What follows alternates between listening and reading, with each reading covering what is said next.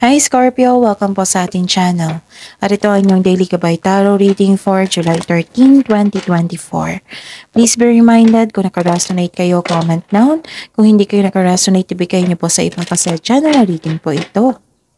This is for you, Scorpio, ngayong July 13, 2024.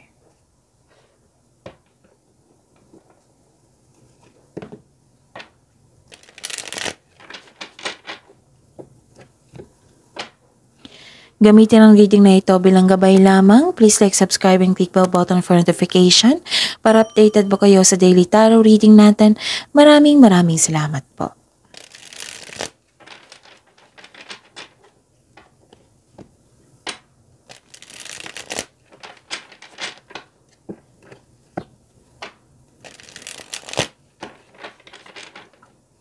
This is for you, Scorpio, July 13, 2024.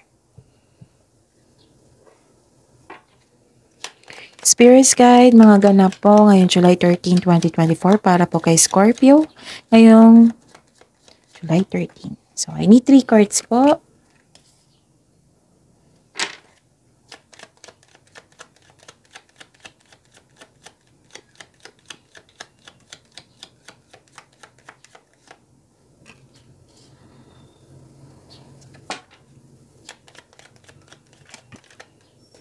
Kunin natin to.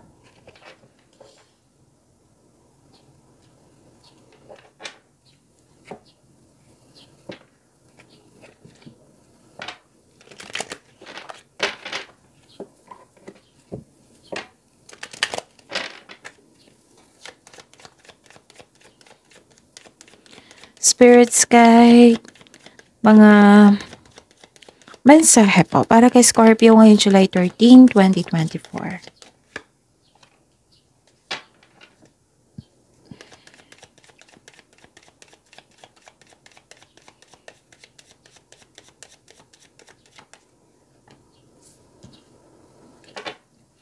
Okay. Scorpio, may nakita ko ditong nagmamasid sa inyo. Nag-o-observe sa inyo Pwedeng consider to na nag-spy. Nag-o-observe siya na may gustong kunin sa iyo. Okay? Yes. Isang manlolokong taong ito, mahilig tong magmanipula. Very sneaky. May natanggap kayong tulong or regalo. Pwedeng kayo ang nagbigay niyan or nakatanggap kayo. May na-receive kayong grasya.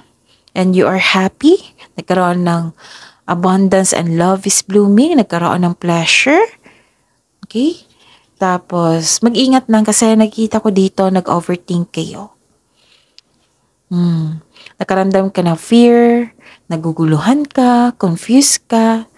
Baka naapektuhan kayo sa mga sinasabi ng taong ito, itong mahilig magmanipula. So, yun. Naguguluhan ka may hindi klaro sa inyo, ganon. So, you have to get out from your, overthinking. Kasi overthinking can steal your opportunities and happiness, okay? And don't worry, be happy. Sabi po ng card po dito. And take a leap of faith. Baka pinipigilan ka ng taong ito para magkaroon ng bagong simula.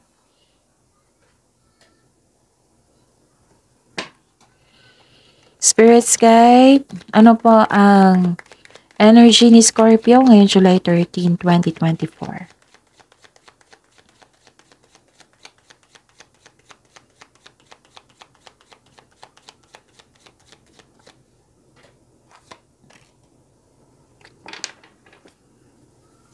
And the clarification of this card po.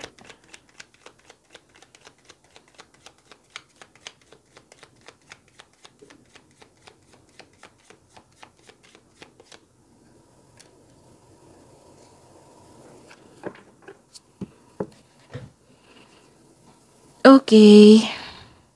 So, this is a reminder baka maguluhan kayo o baka malito kayo. So, panoorin niyo po yung last 4 days tarot reading nyo. Kahit weekly man yan, kahit daily yan, panoorin nyo. Like for example, napanood nyo ito ngayon July 13, panoorin nyo yung July 12, 11, 10, 9. Basta sunod-sunod yung reading, kahit weekly yan, kahit monthly yan. Basta panoorin nyo. Tapos kung may napansin kayo na repeating message, kailangan yung bigyan niya ng atensyon. Kung maaari po, kailangan yung bigyan niya ng solusyon at aksyon. Okay? At sa mga suki ko dito na Scorpio, okay. So, meron po tayong July 2024 monthly Gabay Tarot reading po. Kung may nangyari na sa inyong 6 months Gabay Tarot reading, pwede na kayong magpa-reading ulit. Oo. At kung may nangyari na po, pwede na kayo magpa-reading ulit ng 6 months Gabay Tarot reading from July to December 2024. So, PM me for schedule. At sa mga bago dito na gusto magpa-personal reading, kung pwedeng nakafocus sa career and money, nakafocus sa love reading, or general. So, kung gusto niyo ako makontak for inquiry and for booking, comment kayo ng link.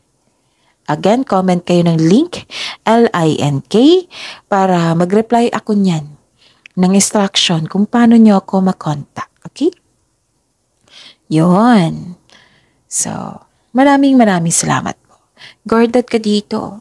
Nagkaroon ng self-protection. Pwede din hindi kayo makagawa ng desisyon kasi nag-overthink kayo dito. So, this is the clarification of your card here. Yung nag-overthink po kayo. And nakikita ko dito, pinaprotektahan mo yung sarili mo na hindi ka masaktan dahil sa traumang nangyari sa nakaraan. Kumbaga, naging wiser kayo ngayon. Kumbaga, naging guarded kayo ngayon. Kalma ka.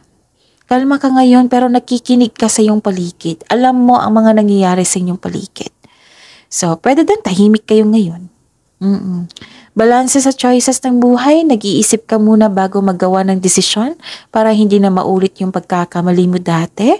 Tapos, yun.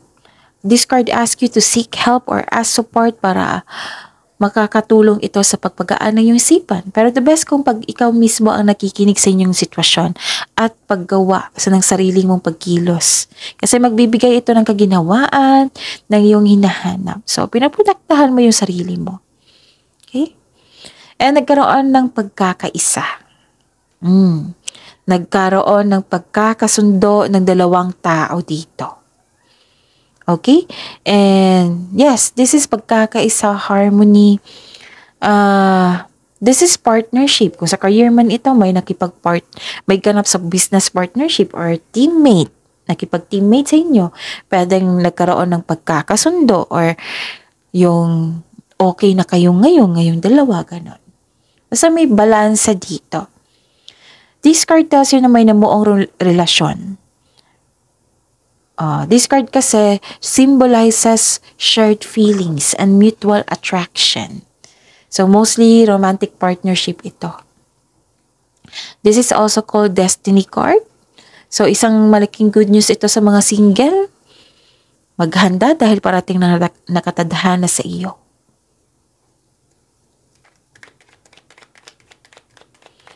Spirit's Guide, career and money po. Ni Scorpio ngayon July 13, 2024.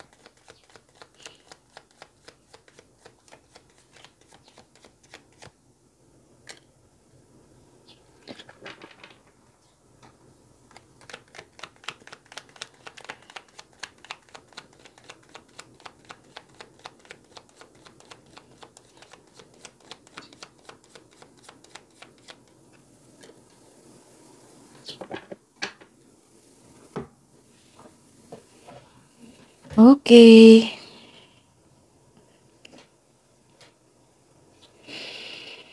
Sa career and money mo, Scorpio, may nakita ko ditong, okay. Nag-save kayo ngayon. Pwede din may concern ka sa isang utang na hindi nagbayad sa iyo. Pwede din na nag-save kayo ngayon para pambayad sa utang. Pwede din may concern kayo sa isang tao na hindi nagbigay ng time or halaga. Okay? Tapos, don't worry kasi may nakita naman ako ditong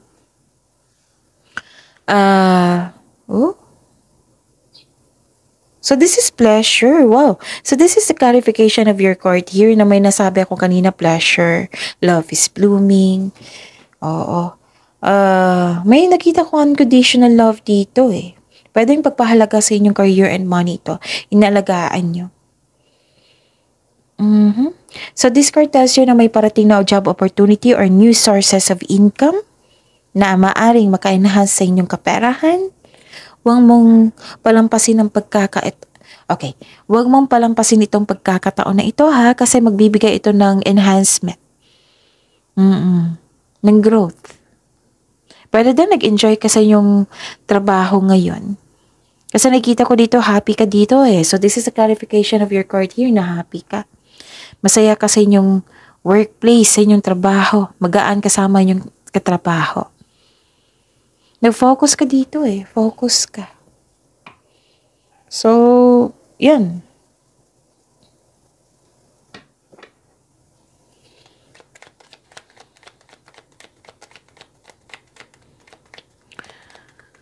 So, don't worry kasi may nagbigay naman dito ng effort talaga para makadagdag ng income. Ganon.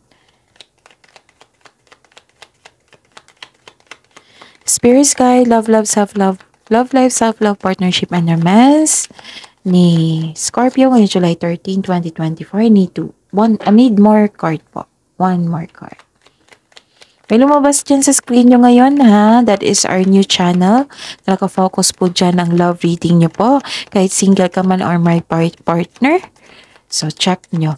Comment down kayo ng love link. Again, comment down kayo ng love link. Kasi mag-reply ako niyan ng link. I-click nyo po yung link na yan para ma-message nyo po ako. Para ma-view nyo agad yung bagong channel natin. Yes, andun po yung malalaman mo yung kung ano yung gusto niya sabihin sa iyo, kung ano yung feelings niya ngayon, kung ano yung next action niya, kung valid ba yung feelings mo sa iyo, kung ano yung kasagutan sa inyong mga tanong, ganun. So, comment down, love, link. Naging impatient kayo dito. Naging impatient kayo sa isang sitwasyon or sa isang tao. Tapos mag-ingat daw kayo sa paggawa ng desisyon. Kasi naging patient kayo, yung pwedeng bigla ang desisyon nito, tapos nagsisisi kayo. Okay? So, at least may idea kayo. Huwag kayong maging impatient. Huwag kayong gumawa ng desisyon kung hindi maganda ang inyong energy. Okay? Nakikita ko rin dito na nagkaroon ng anxiety or pag-aalala. Nag-overthink po kayo. So, this is a clarification of your card here. Nag-overthink po kayo. May conflict ako nakita dito. Pero ang sagot po ng card nyo dito, kung paano ito maayos, communication is the key. Communication is the key. Maaring maggawa ng movement or schedule na mag-usap kayo ng mahinahon. So, focus on peace of mind. Focus kayo, huwag kayong mag-focus kung sino yung manalo at talo, kung sino yung mali at tama. Focus kayo na maayos ang inyong relasyon. Syempre, magkakaroon ng adjustment yan para magkakaroon ng pagkakasundo, pagkakaunawaan. Okay? Hindi maayos yung tulog mo dito Scorpio. Hindi maayos yung tulog mo, may hinala, dumadalas yung pagkakaroon ng masamang panaginip. Baka kailangan yung makausap po. Baka may kailangan kayong kausap para magiging okay kayo. So these changes is temporary lamang. Kailangan habaan ng pasensya. Kasi worried at stress ka dito Mawawala yung focus mo kahit sa trabaho mo, mawawala yung focus mo nang dahil sa problemang ito. So ano yung gawin? Stop overthinking. Kayanin. Okay? Kasi kung mag-overthink ka, mas lalo kang lulubog niyan So identify. Suriin mo, nag-overthink na ba ako? Kasi overthinking, hindi yan nagbibigay ng solusyon kundi nagbabad ka sa isang problema na walang sagot, na walang solusyon. So, anong gawin mo? Get out of your head. Get out of your head and movement ang kailangan. Okay?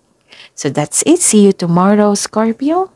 Please like, subscribe, and tick bell button for notification para updated po kayo sa daily tarot reading natin. Maraming salamat po.